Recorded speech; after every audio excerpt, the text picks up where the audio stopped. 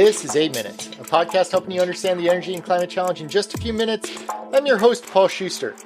The shift to a decarbonized economy requires a lot of electricity. And while utilities are doing their best to bring new solar and wind and other renewable power assets online, they're also looking at newer, more novel strategies. One of those approaches, virtual power plants. VPPs are coming into their own. They take all those smaller distributed assets such as batteries, thermostats, even EVs, and aggregate them together to achieve enough scale to maybe avoid having to build another gas power plant. I'm joined today by Courtney Blodgett, Director of Strategy at Edo Energy.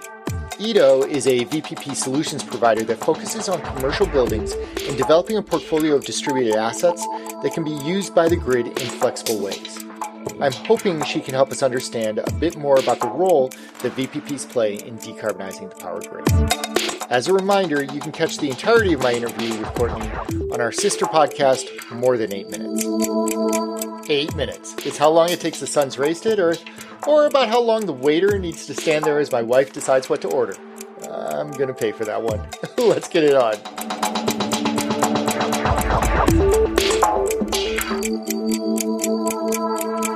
Virtual power plants, or VPPs, are becoming an increasingly popular, relatively inexpensive way to balance the growth in electricity demand without necessarily having to bring new fossil fuel burning power plants online. I'll let Courtney explain a bit more as to what a VPP really is.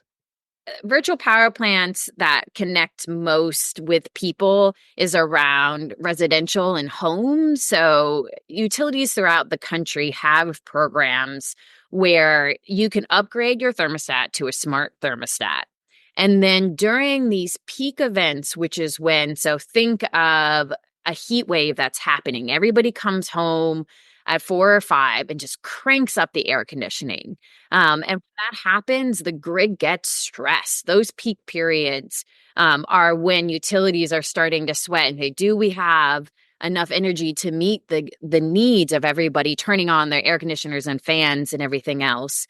And so with these residential virtual power plants, the utilities via a vendor will say, we'll pay you if you enable us, if you have your temperature set to 68 degrees during these peak events and during, say, 8 events per summer. We will then control your thermostat and it will set it up to 71 degrees instead of 68 degrees. Why is that important? Well, it means that the HVAC unit isn't running quite so hard at your house. It isn't consuming quite as much electricity.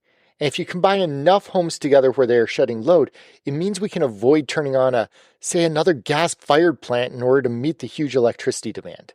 Instead of adding generation, we're removing a bit of the demand. And by doing that, by reducing how much your air conditioner is running, you're reducing the impact as the grid. So all of these homes put together look almost like a battery on the grid system. And so that is kind of what a virtual power plant looks like. It's an aggregation of all of these different either reductions in load or use of actual batteries. The demand for electricity changes throughout the day and over the seasons.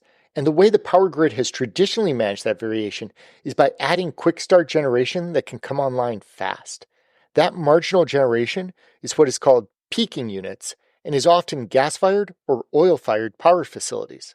And those peaker plants are often inefficient power plants, so they have kind of a higher rate of air pollution, water pollution, greenhouse gas emissions, and they're often pretty expensive to run. Avoiding having those peaker plants come online is a good thing.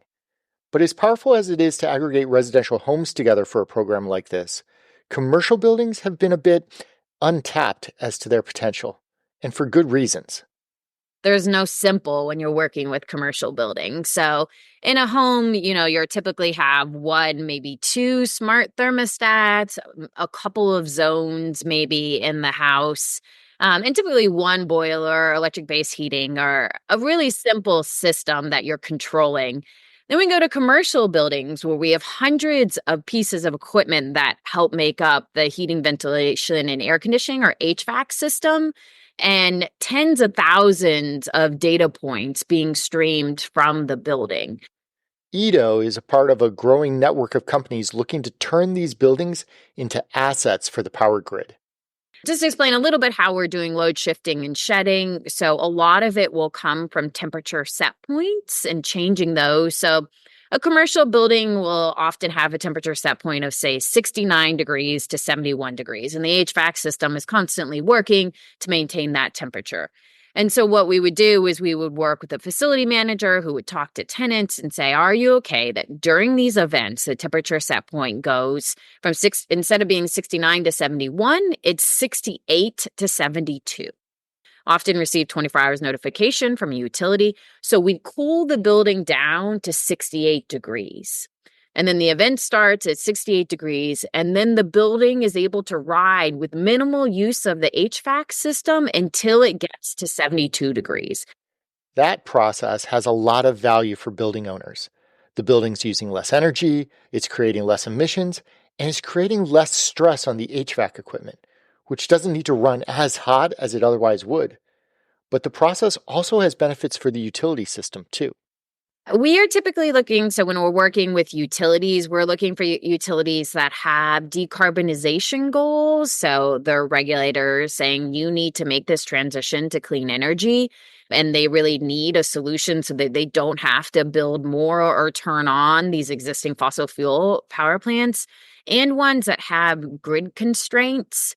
So they're seeing these increases in electric load or geographic grid constraints. So you'll have transformers or substations that are stressed and they want to defer the upgrade of that piece of equipment. Or, as Courtney points out, just gathering the insight into where and how load is shifting in their network. And that's not something that they're used to seeing. They call a demand response event and load is shifted somewhere in their system. They don't know either before, during, or after an event, which customers are participating. There are third-party vendors that are doing that, and they don't have that insight. There's a lot to like about VPPs, where the solution has value for both the utility and the customer. And the fact that this load shifting helps to keep the dirtiest of power plants from turning on, that's a really good thing for the climate. We should expect this load shedding and shifting to just become a normalized part of the grid. This, to me, is just such a crucial part of the clean energy transition. If we really are going to shift further and further away from fossil fuels, we need to be able to rely on virtual power plants to replace those peaker plants that you talked about. Like, how do we just really change how we think about what a quote-unquote power plant is? Now we are all part of a power plant, and I'm really excited for that transition. I'm Paul Schuster, and this has been your 8 Minutes.